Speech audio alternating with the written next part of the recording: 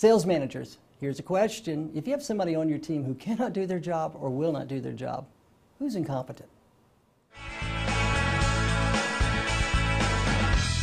Attention sales managers, another poignant lesson.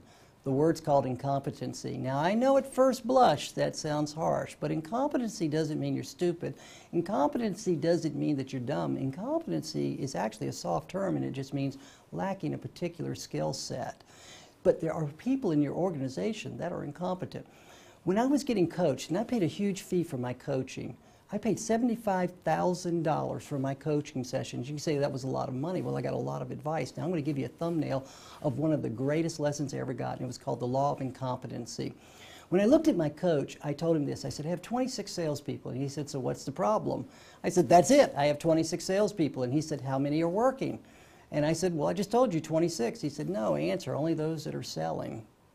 He said, those are the only one that's working. And he said, so what's your real problem? I said, well, I believe I have some people in my team that are incompetent. And he said, well, would you describe incompetency? And I said, they just can't do the job. I train, and they just can't do the job. And he said, well, then God bless them. He said, and I mean that with all sincerity. He said, if you have a person and they can't do the job, then your job is to move them laterally, especially if they have a great attitude.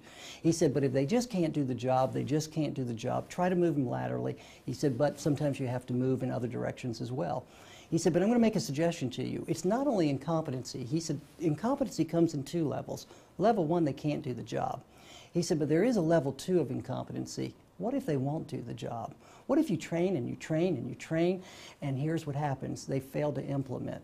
They fail to buy in. They're actually disruptive. He said, so I'll suggest to you that you have two levels of incompetency. One, they can't do the job. Two, they refuse to do the job. So here's my ultimate question to you, Myers. If you have someone on your team and they cannot do the job or they will not do the job, who's incompetent?